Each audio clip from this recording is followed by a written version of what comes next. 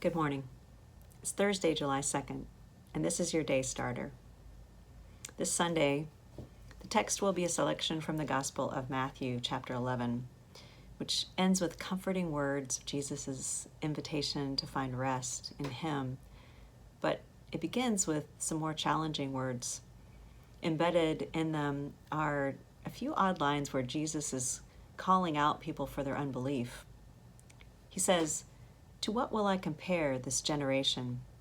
It's like children sitting in the marketplaces and calling to one another, 'We played the flute for you and you did not dance.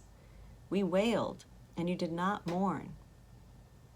He goes on to talk about how John the Baptist lived an ascetic lifestyle, and then Jesus participated in the rituals of society, but yet both of them were spurned.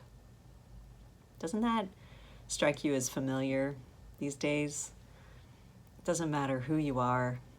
It's easy to write people off because of what they look like or who they hang out with or even what their political affiliation is, and not even to value what they have to say. Jesus uses the phrase, "this generation," 7 times in the book of Matthew, and here it is used to call out the attitude of acting like children who want things their way. They're whining because they tried 2 different ways to play, happy wedding tunes and then wailing like you would at a funeral, but no one played along with them. This attitude of play it my way or the highway is what Jesus says blinds people and turned John the Baptist into someone they could just write off as demon-possessed, and Jesus into someone who's just a partier who hangs out with the wrong kinds of people. This generation then refers to people, religious people, who dismiss the message by prejudging, thereby missing a whole new revelation that was happening right there among them.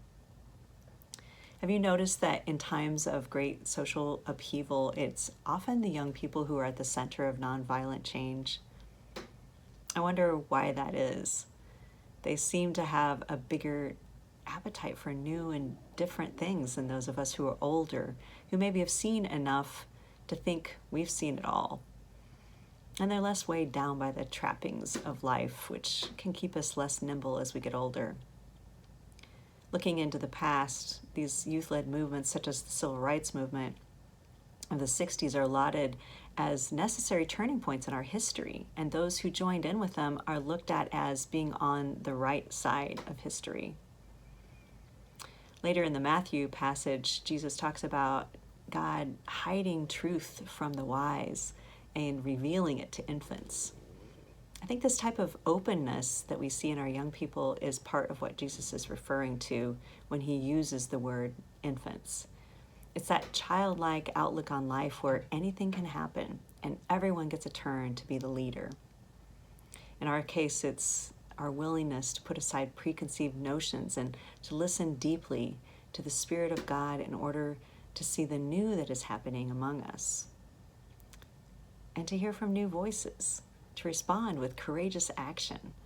As we look at the movements that are going on right now to create change, may we have that open, humble attitude. I pray that one day we can look back and say that we as Christ followers humbly listened to the Spirit, learned from the teachings of Jesus, and then championed change in accordance with God's will. That, yes, we were on the right side of history. May it be so. Amen.